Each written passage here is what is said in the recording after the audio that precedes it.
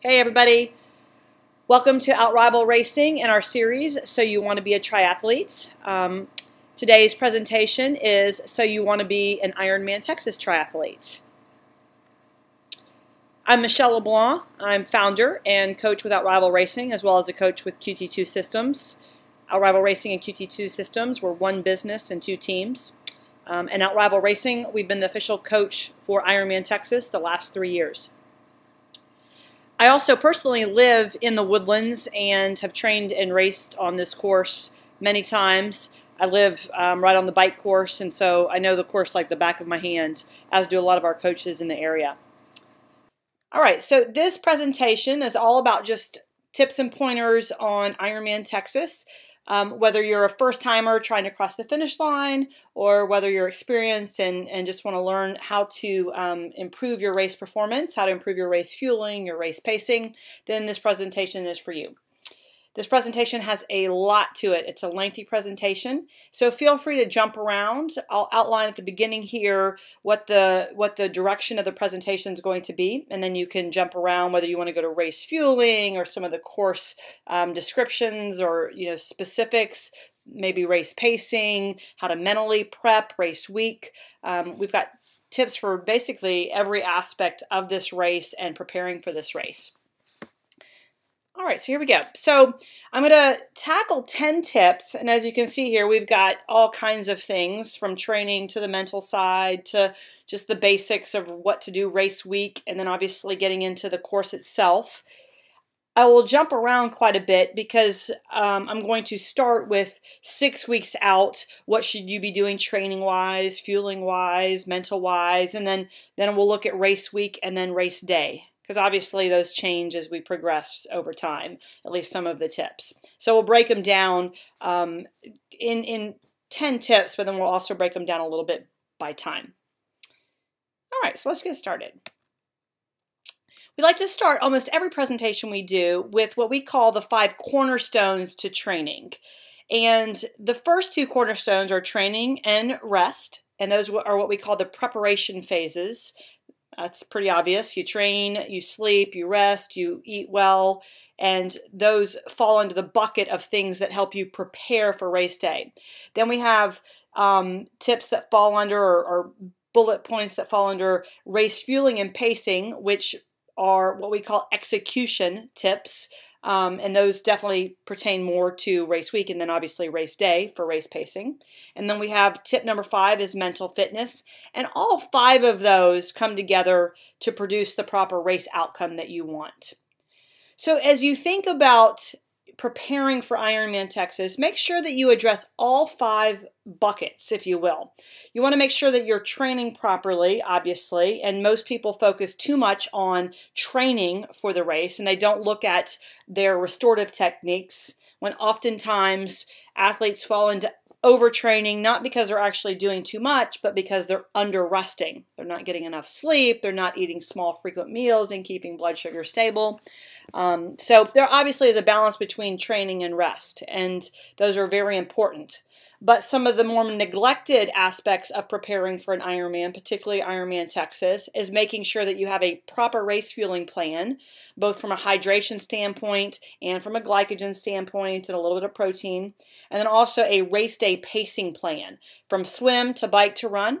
And then also within the bike, making sure that you don't bike too hard the first 30 to 60 minutes, which is usually the biggest mistake that Ironman athletes make.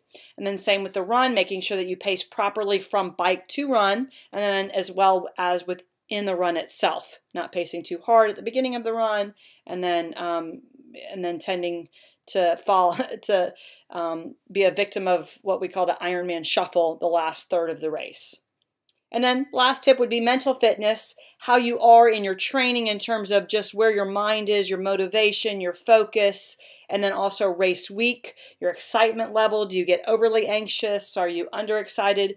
Most people don't get underly excited for an Ironman. If anything, they get overly excited to the point where they're anxious, and then it actually undermines their outcome.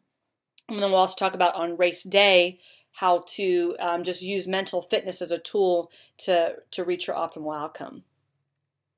All right, here we go. So some of the overall objectives of this presentation, just if you take anything away from this presentation, this would be it. If you don't follow along anymore, then these would be the biggest pointers. One, train properly. And that's pretty obvious, but obviously you want to put the volume in. Quantity, especially for Ironman, is often quality. That doesn't mean we believe in junk mileage or doing too much. You obviously can only do as much as your body can absorb. So having some regimen to your training, some ebb and flow, some time to train, some time to rest, and balancing that is very important.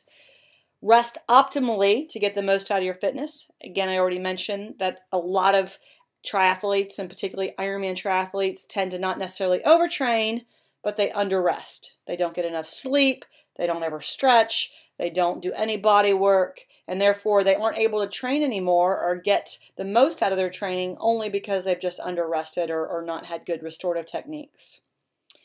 Physiologically acclimate for race day. This is very important. We'll get into this topic a lot, particularly for Ironman Texas. For the first 5 years, it's obviously in this year as well. I'm doing this presentation in 2016. The race is slated for the third week in May. Starting next year in 2017, we will move back to the third week in April. Again, it can be a very hot and humid race. The odds are it will be better than May, but you never know. Our climate changes so rapidly, so it's best to prepare for anything and prepare for a hot and humid day. And then if for whatever reason we don't end up having a hot or humid day, then it's a blessing in disguise. So you definitely want to physiologically acclimate for race day, and I'll touch more on that as we proceed through the presentation. You want to prepare your gut for the expectations on race day. You can have the best nutrition plan in the world, but if you don't practice it, then you're not actually physically teaching your gut how to process carbohydrates, how to process fuel, and then how to assimilate nutrition and products as you train. So it's very important to practice the plan you have to teach the gut to process carbohydrates and to process a little bit of protein. You want to fuel optimally to avoid dehydration and or sodium depletion. That is absolutely probably the most critical thing for Ironman Texas, since it's such a hot and humid race. You need to know your sweat rate, know your sodium losses, and then practice replenishing your fluids, sodium, glucose to keep your glycogen stores and your blood sugar stable as you race. So you definitely need to practice that and know what your body needs. From a mental perspective and even a logistical perspective, you want to have a tool for every potential situation, typically negative, a flat, or your saddle falls down, or maybe you, I don't know, slide out on a turn, something crazy like that, or I'm sure there's a lot of other things that can happen. Or I say you drop your bottle, your nutrition, your bag of gels, etc. You need to have a tool for every potential situation on race day. Then we'll talk about mentally how to arrive in the ideal mental performance state 2 weeks out, 1 week out. This is very important. You need to prepare mentally as you head into the race. This is a big stressor on the body. Your mind knows that, and obviously it's going to become stressed because the mind knows what you are about to put the body through, and that's very stressful. So we want to really focus on how to arrive race week, race day, the day before, the morning of, in what we call the IPS, the ideal performance state. Not too nervous, but also not under excited as well. Be prepared to just know mentally what you're about to expect and feel. A lot of that can be done through training, through doing some just race simulation type workouts, some longer bricks to know what the body is going to actually feel like running off a long bike, and then also kind of know what the mind is going to go through. And then we'll talk about how you strategically approach the Ironman Texas course specifics. I'll go into a lot of the specifics on this actual course. All right, so 6 weeks out, training tips. These are when your overload weeks, typically anywhere between 2 to 7 or 8 weeks out before the race, are what we call your overload weeks. This is where you're really going to do the biggest bulk of your training, the highest volume, and again, typically during this time for most age groupers, assuming that that your volume hasn't been very close to what we call critical volume, super high volume numbers. For the most part, quantity is quality, at least in this phase, because race specificity is key. This is an aerobic event, so we want to do just a lot of aerobic training. Not that you can't do some speed work or some tempo work, but by and large, the bulk of your training in your overload weeks, anywhere between kind of that 2 to 7 weeks, 8 weeks out, is going to be high volume training. We have a concept that's called critical volume, which is basically the volume that's necessary in order to tackle a distance and not have to pace slower based on your God-given talent of speed. And then we also have a concept at Outrival Racing that's sustained volume. And sustained volume is how much your body can personally handle. We always want to respect sustained volume over critical volume, over trying to reach the volume that's necessary for a particular distance. We want to always recognize that the body can only take so much. Each and every body is different, background-wise, current training, where the body is systemically. We always want to make sure that sustained volume trumps everything, and that we don't push our bodies to do more than we can handle. Good rule of thumb is that week to week, the volume should not increase more than about 10%. Definitely not the run volume. That's very important from week to week. So even if your mind, or you think that you need to bike 300 miles, on the bike, or run 50 miles in your peak weeks, if your body cannot handle that, cannot absorb that without the risk of injury, illness, or stagnation or regression of fitness, then you shouldn't push that training. You need to respect your body and follow whatever the sustained volume is that your body can handle. You want to make sure that you keep your heart rate at the right intensity during your workouts across the board. And then 4 to 6 weeks out, for Ironman Texas specifically, we recommend that you go through a heat acclimatization period. That's at least 2 weeks in duration, if not preferably 4 to 6 weeks out, where each and every day you do at least one session in 85 degrees or higher, or at least 80 degrees. If you're not in an environment where outside you're over 85 degrees, then we suggest you either put on clothes or put a heater on you if you're on the trainer or obviously on the treadmill. Or if you have a room where you can make the heater much warmer, you can turn the heat up and not irritate your family, then that's what we recommend, that you go through a training phase where you train in hot climate.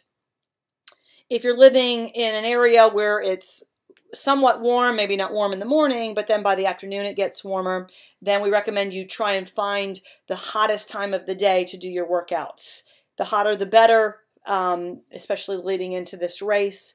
And if you can't do that outside, then we definitely recommend that you try and find an environment indoors where you can do that. Obviously, be careful, be smart, don't do anything too crazy where you're jeopardizing your health. Do not bike in the sauna or put a treadmill in a sauna and really tax your body more than it can handle. Mix it up between sports. Do some bikes that are hot, some runs that are hot, even some warm swims. We can get some warm temperatures, especially in May in the water. So mix it up a little bit. Not every session needs to be warm and hot, but definitely try and target at least one session per day. All right, the whole purpose of heat acclimatization is to increase your blood volume. That's what you're doing when you're making your body more acclimatized to the heat. You want to increase your blood volume, increase the ability to sweat and cool your body, and then also decrease the sodium content in your sweat. Another training tip that's very important is that your bike's position should be very race specific. So if you're going to ride your time trial bike, ride your time trial bike those last 8 to 12 weeks leading into the race. Doesn't have to be 100% of the time, but make it as much as you possibly can. Think about race specificity and training specificity. Same thing with the terrain. It should be very race specific. Ironman Texas is essentially flat with rolling climbs. So train accordingly. For the most part, you can use the big chain ring, obviously depending on the combination with chain ring and cassette that you have. But most athletes tend to ride most of this race in their big chain ring with some small punchy hills on the course. The rumor for 2016 is that the course will be changing. We are still awaiting that, and until Ironman Texas announces a course change, the rest of this presentation will assume that we're riding on the course that's been used for the last 5 years. But obviously that can change any minute. Ironman Texas or WTC will announce that if they change it. If they do change it, the course will likely be much more west and considerably flatter than the current course. But don't quote me on that until Ironman announces anything. Then whatever is listed on the Ironman site is accurate. Tip number 2 pertains to nutrition and restoration. You want to have at least 7.5 hours of sleep each night, preferably even more if you can, getting to bed early. And this is talking about kind of 6 weeks out on a regular basis with your training. From an inflammation standpoint, you want to have a diet that is low in pro-inflammation type foods, so an anti-inflammatory diet. Omega-3s are one of the only supplements that we recommend. Omega-3s we recommend from a fish oil. Reduce inflammation. We recommend anywhere above kind of a 2 gram per day range. We also recommend that you get your levels tested. If you tend to eat a lot of salmon or walnuts, then you might naturally have already have a low EPA to DHEA ratio. But we definitely like to see that ratio at a low ratio relative to what's average out there. And we encourage you to eat foods that are anti-inflammatory, as well as take a omega-3 fish oil supplement. If you're training in hot climates, you want to make sure that on a regular basis you stay hydrated. It's very easy if you're training in hot climates on an ongoing basis to get chronically dehydrated. So make sure that your daily fluid intake is at least half your body weight, in addition to what's lost during the workouts. That's kind of a good rule of thumb for hydration. For nutrition, probably the biggest mistake that we see triathletes do is that they just don't eat enough fruits and vegetables. The caloric demands are so high that we end up tending to eat just crappy foods that are, high calories, low nutrition, and few fruits and vegetables. So make sure that you include at least 4 servings of fruits and vegetables on a regular basis. This will ensure that you get high nutrient dense foods, a lot of vitamins and minerals that tend to be lacking in your obviously low nutrient dense foods. We recommend that within 30 minutes of every session, you take a recovery drink that includes both carbohydrates and a little bit of protein. The Clean Athlete recovery drink is great. There's also some other good ones out there, but we recommend the Clean Athlete recovery drink. If you're eating perfectly, you're eating a lot of high quality foods, fruits, vegetables, nuts, legumes, lean proteins, very few grains, your carbohydrates are coming from your race fueling nutrition, then you want to make sure that you have a full replenish meal at least once a week where you just literally catch up on calories if you feel like you're getting depleted. The best time to have what we call as a replenish meal, some will call this a cheat meal, we call it a replenish meal, would definitely be like the Friday night before an overload weekend. If you're going into a big weekend of a long bike followed by a long run or a long brick, and maybe you have a swim as well on the weekend, then you definitely don't want to go into that weekend under-fueled. That's the worst thing that you can do, and then your workouts will be subpar. So if you need to have a replenished meal, if you're eating so clean that you aren't getting enough calories, then make sure that you get enough calories and catch up definitely before the big key workouts. From a caffeine perspective, we are big believers at Outrival Racing that caffeine is a great tool to help stimulate the endocrine and the nervous system. But the only way that caffeine really has that response is if on a regular basis your caffeine intake is relatively low. So we recommend that you try to limit your caffeine intake. A lot of triathletes are pretty much addicted to caffeine. So we definitely recommend at the very least that you try and kind of wean down on your caffeine intake so that when you do need caffeine, it actually does give you a boost. It also keeps you off the blood sugar roller coaster. It also lets you rest when you need rest. A lot of times people take caffeine when they want to keep going, when in reality what they really need is a nap, or they need to go to bed earlier, or they need to sleep later rather than waking up early and then getting that cup of coffee to get going. So just keep that in mind, that caffeine is a great tool, but we want to limit our daily intake so that we can really use it as a potent tool when it's required. Okay, tip number 3 is on fueling, and again, this is 6 weeks out, and this is by far what we see, definitely for Ironman and Ironman Texas in particular. We see this as the #1 limiter for the race. And what I mean by limiter is that it's what slows people down on race day. It's not the training. It's not the lack of sleep 6 weeks out. It's not even race pacing. It's the fact that an athlete isn't taking in the right amount of sodium or carbohydrates or liquids on race day. So fueling is very important.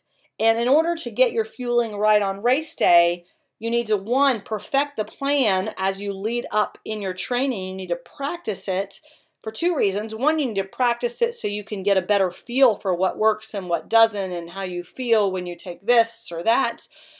It also is important, number 2, to teach the gut how to process carbohydrates and fuel. So it's very imperative that you practice your fueling as you lead up to your race on every single session, especially the big sessions. So make sure that you fuel according to your fueling plan every session. Use the products that you plan to race with on race day. Train your gut to be able to assimilate products on race day so that you'll end in a less depleted state during training. And then same with recovery sessions. Even though it's an hour and a half easy bike, it's still taxing on the body. You want to treat that session as a, quote, training session from a fueling perspective and make sure that you take in carbohydrates during that training session and a recovery drink or recovery fueling within that 30-minute window after a recovery session. You should drink a sports drink during every single session at the rate that's very similar to what you expect on race day, especially 6 weeks out from the race. Tips 4 and 5, 6 weeks out, are they deal with pacing and the mental side of sport. Obviously, pace all workouts properly. When in doubt, it's always better, at least for Ironman training, to err on the side of conservative and to keep the intensity lower if you're not feeling fresh or if you're feeling sick. Or feeling like an injury is coming on. You always want to be a little bit on the conservative side. From a mental perspective, you want to start reducing external pressures as much as you can. If you feel pressure from outside sources, obviously from work, try to do what you can to minimize your work pressures, your family pressures, but also even just the little things. Like if you feel pressure from your friends that do this sport, or when you get on Facebook and you see everybody else logging, I rode 150 miles. If that is adding to your pressure and making you feel like you aren't training properly or just undermining your mental fitness, then back away from those things that are affecting you mentally. Try and reduce those external pressures. External pressures, extra weight on our shoulders, does nothing for us from a positive perspective, especially with Ironman. Just remember to stay focused, especially if your nerves start to get the better of you, or if you just feel overly stressed, or if you start feeling like you're getting sick because you're overly stressed. Just try and take a step back, even 6 weeks out, 5 weeks out, 3 weeks out, and just try and remind yourself what's important in life, keep things in perspective. If you need to give up a workout in order to go watch a soccer game, do it. Life at the end of the day is much more important than triathlon, and it's healthy to keep a good perspective even in these overload weeks as you lead into Ironman. It'll pay dividends when you toe the line for race day if you haven't completely just gone over the ledge and thrown everything into training and racing for Ironman. You want to keep a good life balance even during your overload weeks. The goal is to arrive in an ideal performance state of what we call a 5 out of 10. Not too nervous, but not too underexcited as well. And we'll talk a little bit more about that as we get closer to the tips on race week. 6 weeks out, we recommend that you begin visualization. And this is kind of 6 to 2 weeks out. Start picturing what it's like to have a successful race. I would recommend that you write down either on paper or type it up the things that could go wrong. And I could give you the list right now, but I'm sure you could make a list of your own things, from dropping your nutrition to forgetting your helmet to your watch not working to losing your Garmin in the pool or in the lake to having a flat tire, obviously. And then think about how you would deal with each of those. How are you going to cope with that logistically and then mentally? If you don't know how to change a flat tire, learn how to change a flat tire. Because in an Ironman, you will want to change a flat tire. A flat tire can be changed in under 5 or 10 minutes very easily.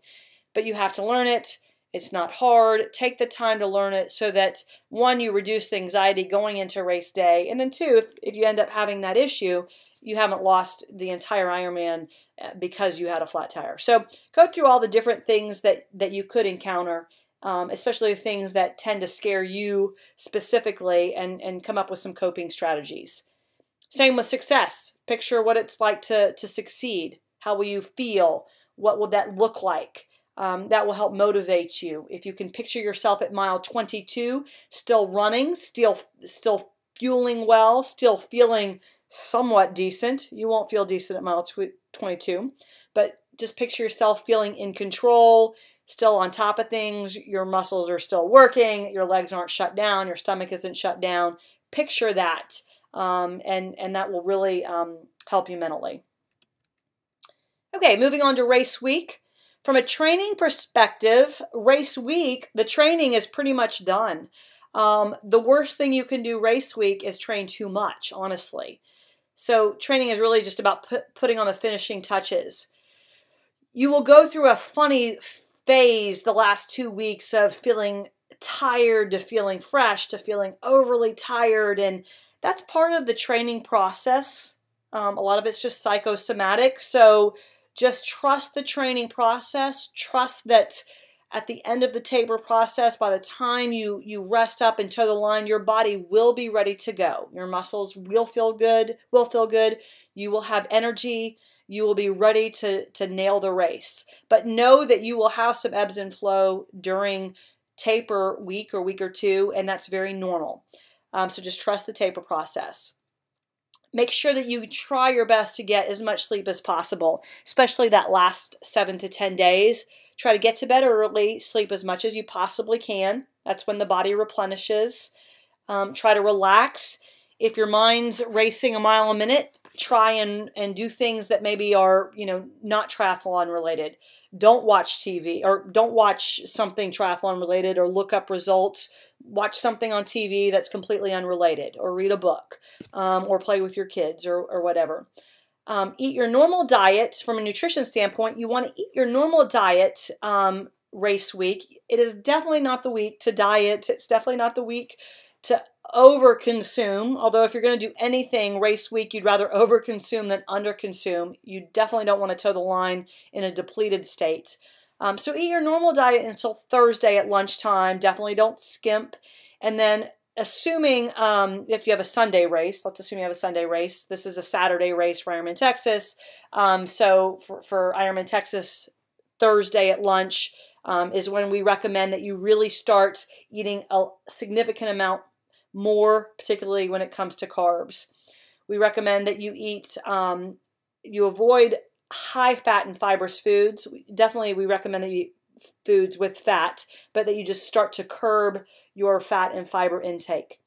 You want to limit your fruits and vegetables after about Thursday at lunchtime, and just eat foods that are high in carbohydrates, good proteins, and then healthy fats. Make sure you stay hydrated.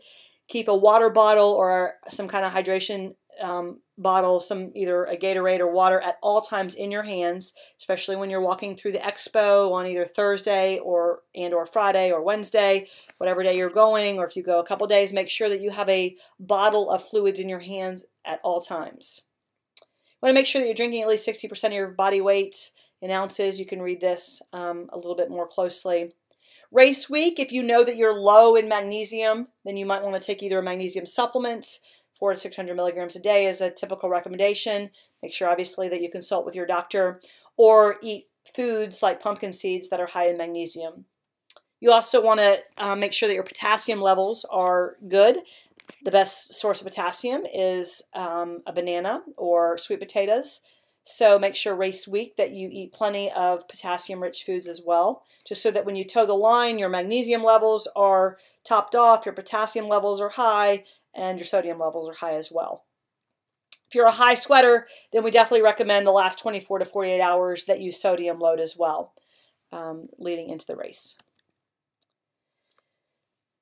More nutrition tips, you can read these. Don't forget to carb load the breakfast. The morning before the race. You want to eat that soon, early in the morning. We recommend 7 to 8 a.m. is when you should start. Get at least half of the carbohydrates for the day in by noon. And then make sure that you track your carbohydrates so that you don't over or underdo it. Here you can see the formula that we recommend, 10% or 10 times your body weight in kilograms, a little bit less for females. And then try applesauce as a final meal before bed, mostly since it has a laxative effect. It'll hopefully ensure that things have moved on through the GI system by the time you toe the line. Again, taper your caffeine intake throughout the week with very little on Friday. Don't be so drastic that you taper your caffeine intake so that you have withdrawal effects or a headache, but definitely try and limit your caffeine intake just a little bit so that on race day it can be used as a tool for improving your performance.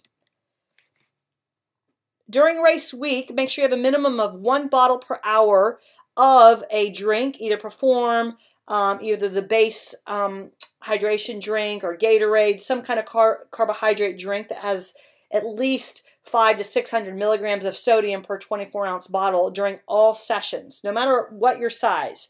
You want to overload your gut during race week to just make sure that your glycogen stores are topped off, and 2, that your gut is ready to process carbs on race day. So be very liberal with your recovery drink, with your hydration and your recovery drinks during race week. And again, be sure to keep your magnesium and your potassium intake up. Tip number 5 on race week from a mental perspective, just stay relaxed. Race week, when you go to the expo, as we all know, you'll see extremely fit people, and if anything, that will just make you more nervous. So just recognize that there's a lot of fit people out there that necessarily aren't ready for Ironman. So just how someone looks does not necessarily mean that they are ready for a race.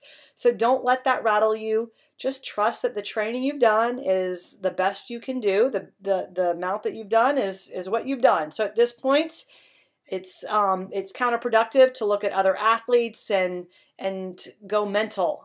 Just try and stay positive and realize that you're fit, you're ready. There's nothing you can do at this point in terms of increasing your fitness or increasing your training.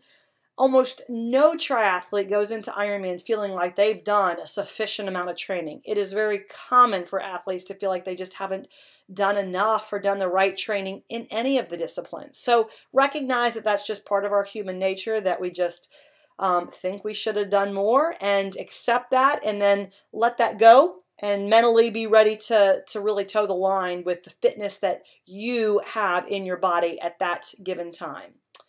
Again, continue to picture race day and picture success.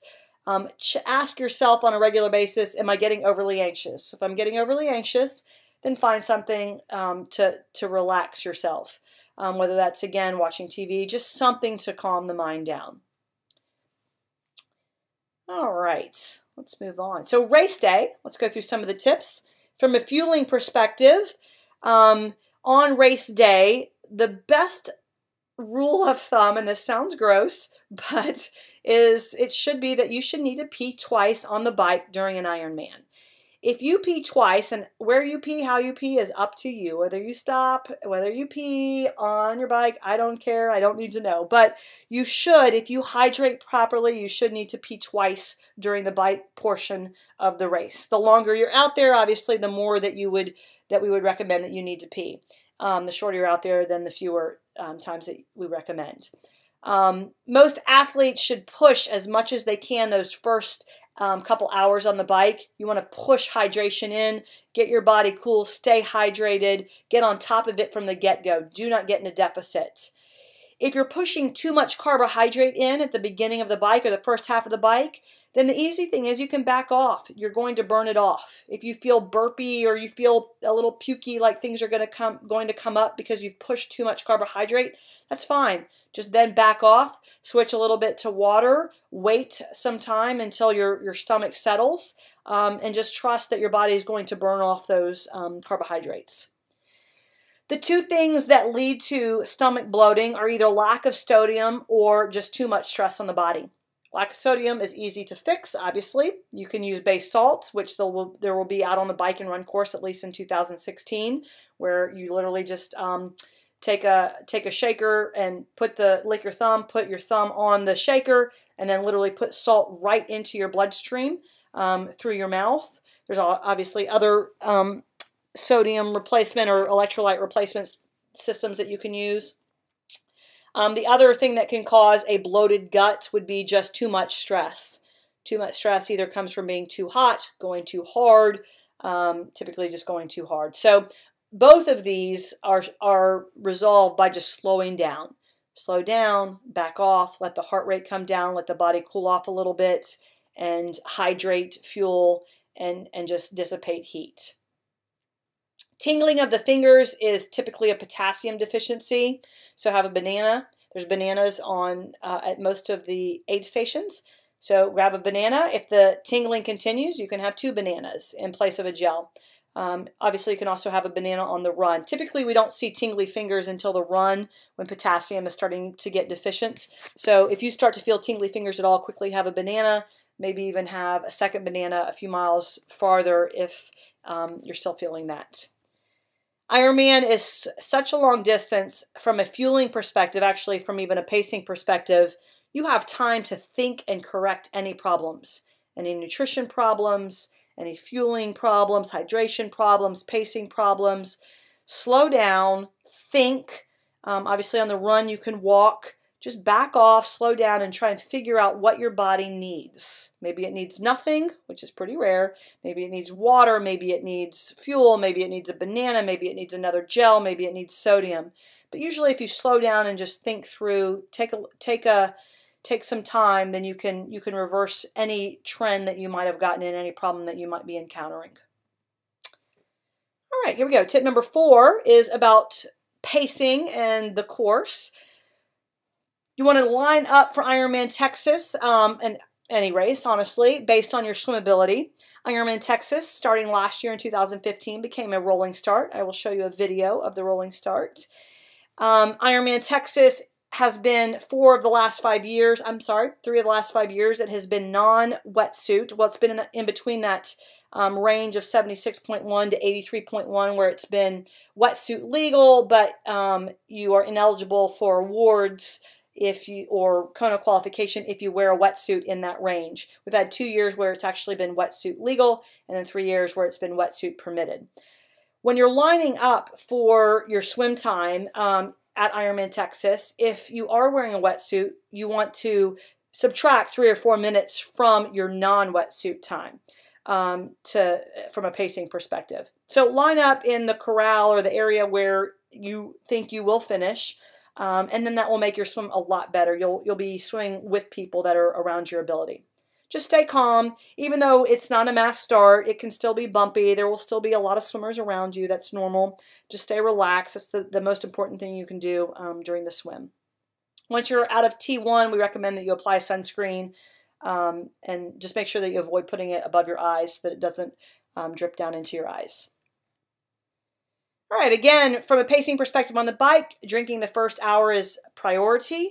Expect a lot of drafting, not because people are cheaters, but just because it's very crowded. So do your best to get out of the draft zone. Try not to get caught up in packs, especially in that first 10 miles. It's just tough. Try and weed yourself out and not draft until you find just some clean road and where you're not even I don't want to say encouraged to draft, but where you're not caught up in a pack. Just be careful the first 10 miles on the bike. It's hard to sift out. Just do your best to try and thin out. The biggest mistake in Ironman by far is that people bike too hard the first hour of the bike. They overbike in general from bike to run, and then they definitely bike too hard that first hour or two. So let people go. Stick to your pacing plan. The best executed races are where the heart rate and the power on both the bike and the run are steady across the discipline, with the heart rate on the run being a notch above the heart rate on the bike. You want to get to mile 80 or 90 on the bike where you still feel like you're in control, where you're not falling apart, where you feel like you could pick up the pace if you wanted to. You're still somewhat happy. You're still looking forward to running. At mile 80, you should still feel relatively good. And you should still in the back of your mind be thinking, I have a marathon to run. So if you can make that your goal on the bike to get to mile 80 still feeling in control, then you're going to have a successful day. Most athletes tend to start to fade at mile 80 or 90 on the bike, and then obviously continue to fade on the run. So if you pace properly, you should pass a lot of athletes in that last hour on the bike. All right, again, from a bike perspective, you want a smooth heart rate as well as power. If anything, we want to see a slight U-shape on power, and I'll show you a well-executed power profile here in a minute from an Ironman. The pocket we like to call kind of the most important part of the race that we want to make sure that you nail properly is the end of kind of around mile 90 on the bike, that last 20 miles on the bike, and then those first few miles on the run. That's where it's easy to quit hydrating, quit fueling, the body gets overheated, and then the body can just fall apart. So make sure that you pay attention from mile 90 on all the way to mile 2 or 3 on the run. Keep your hydration up, keep calories coming in, keep your intensity in check, keep your mind strong. Your primary concern coming off the bike should be to get cool and to stay hydrated. And to just stay mentally strong. It's an awful feeling, as everybody knows that has done an Ironman, coming from the bike to the run. Just relax mentally, know that your legs are going to come back underneath you, and just stay mentally strong and stay on top of things. Okay, here's a well-executed power plan. The blue dots are power. The green triangles on top are heart rate, and then cadence is down there in pink. As you can see, the dotted line around the blue dots is the targeted power that this athlete was supposed to hit, and the trend line is the full line. And you can see that this athlete she executed very well from a power output perspective. She was very close to her target most of the race. And as you can see, her average power from the first half to the second half was very even. From a run perspective, again, it's easy to get overheated those first few miles, so get on top of your hydration and your fueling. Make sure at this point on the run, the minute you get off the bike, whatever your plan is, hopefully it's a heart rate target plan and not a pacing plan. The best well-executed races in Ironman are exact opposite of the best well-executed open run races. And that's where we see heart rate being very steady on the run and pace decoupling, pace dropping off. That's okay. That tends to be what we see for whatever reason. In Ironman, the best well-executed races will see a drop-off in pace with a steady heart rate. So the minute you get off your bike and you start running, you should look at your heart rate and ask yourself, can I hold this heart rate all the way to mile 25 on the run? If you don't feel like you can, and at this point you should know your heart rate very well, you should know how you feel, then you should back off and get to a heart rate where you feel like you can maintain all the way through the run. The number one thing we want to avoid in Ironman on the run is something that seriously undermines our cardiovascular system. If you think about it, anything that brings the heart rate, brings us to an Ironman shuffle, gets us to the porta pots, or takes us to a walk, or hate to say it, but puts us in the med tent. All of those have something to do with either hydration, fueling, or just durability. So it has nothing to do with the cardiovascular system limiting the body. So make sure that that you focus on a heart rate that will slow you down enough so that you can have a nice steady output all the way through the race. We recommend that you use heart rate as your pacing metric, even though in the bike we recommend power, as power and heart rate together are good. But on the run, we recommend heart rate as your pacing metric. And then also using pace as a cap, as a limiter, particularly on the first few miles of the run. You definitely, no matter what your heart rate is, you shouldn't be going over a certain pace no matter what on the run. So we definitely recommend using heart rate as the barometer on the run. We recommend you use a hat or a visor to keep cool, to keep relaxed. You can keep your eyes up that way without getting a lot of sun on your face. Again, the key is to have a steady average heart rate on the bike, steady average power output on the bike, and then a steady and preferably higher average heart rate on the run. And that combination tends to lead to the greatest performances on Ironman. Here's an example of a well-executed run where the bars are the pacing on the run. The target is the dashed black line where it says goal average heart rate. And you can see this athlete is actually Kate Snow's Ironman run in 2010, which was a fantastic run. You can see her pacing up in the upper left. It's a very fantastic run. From a heart rate perspective, she was very close to her target. She obviously kicked it in at the end there on that last mile, but otherwise she was very close to her heart rate target. She did not go over her heart rate target whatsoever until there a little bit on miles 11 and 12, but she stayed either at or right below her heart rate target. And her pace varied based on the terrain. This wouldn't be Texas. Texas wouldn't see quite this much variability, but we still might see a drop-off in pace given the same heart rate, and that's fine. That's pretty typical. And here's an example of a poorly executed Ironman run. You can see that this athlete started off way too fast. Heart rate, actual heart rate is the blue dotted line where he went above his goal average heart rate, and as you can see, he just went too hard heart rate wise. He wanted to stick to his lower sevens, and by the end he had a 2-minute differential. He was almost running 9:15 pace there those last 6 miles. And you can see that his heart rate just tanked. He obviously was doing a lot of walking in between mile 20 and 25. So that's what we want to avoid. We want to have a nice steady heart rate that does not lead to a solid drop-off in pace. Definitely not more than about a minute per mile across the entire marathon. Tip number 5, mental, would be on race day to focus on the things you can control. You can control your attitude, you can control your pacing, you can control your fueling. Secondly, then you'd want to focus on your pacing, your wattage, your heart rate, your RPE. You want to stick to your plan. Those are what we call targets. So first, we recommend that you focus on your execution goals, then you focus on your targets, and then lastly, you can focus on the outcomes.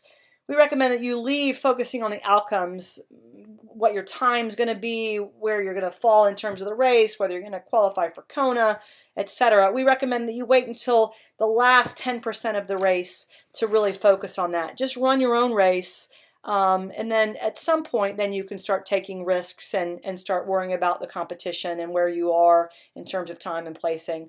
But up until mile 18 to 20, just do your own thing. Focus on yourself. Focus on the things you can control.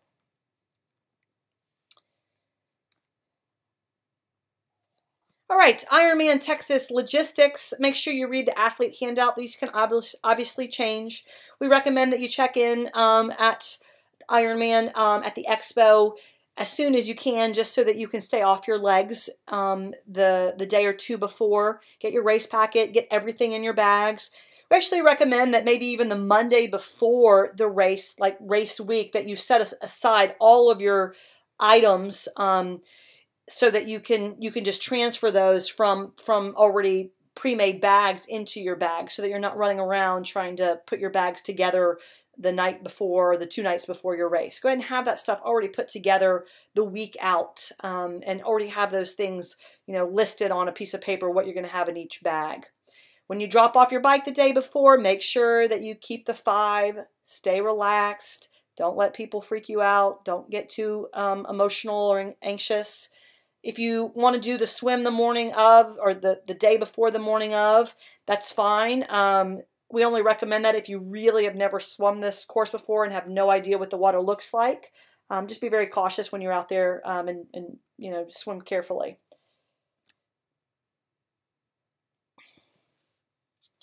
All right, some more Ironman logistics.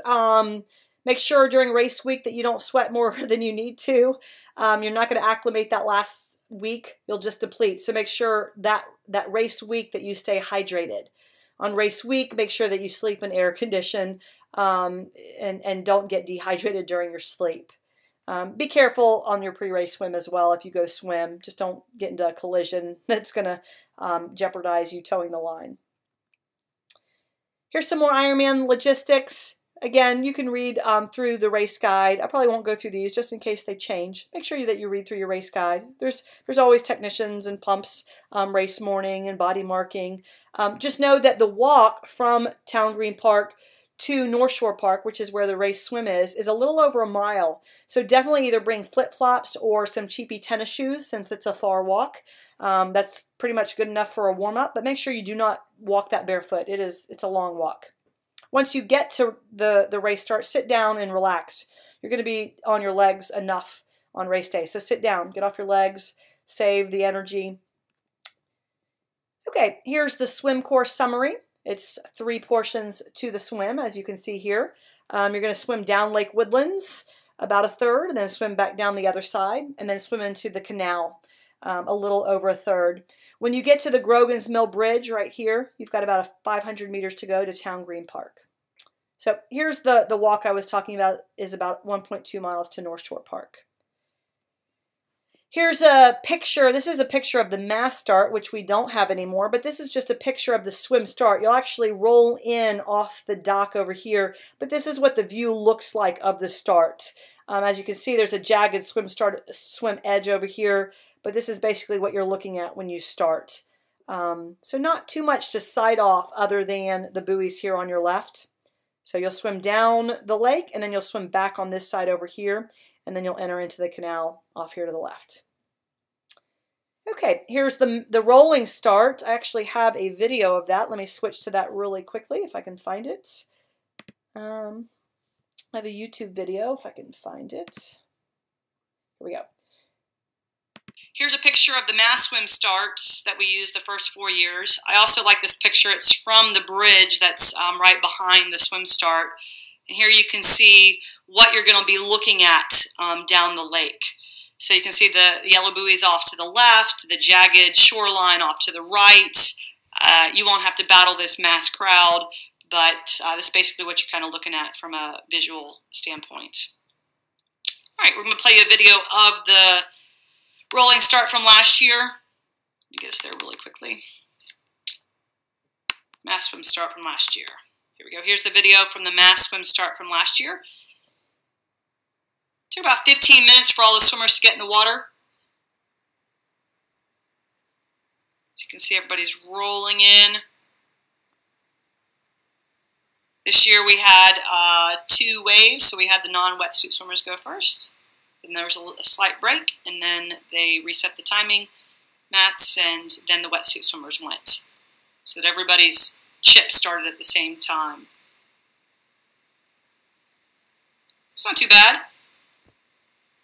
People that have raced the last several years, they've all agreed that the rolling start was less combative than the mass swim starts, as you would expect. Just make sure you seed yourself appropriately, seed yourself according to the right time so that you're not swimming on top of people and then you're also not getting swum on top of. All right, so that's the mass swim start. And then here's just a picture of what the waterway looks like with swimmers in it. This is actually a picture where it's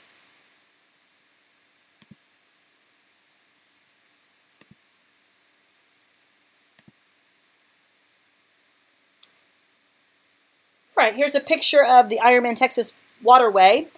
Here's the link to the swim course video and overview that I give on YouTube. If you Google on YouTube my channel, Michelle LeBlanc, you'll find a full overview of just the swim course, some tips and pointers, and a lot more detail on the swim course.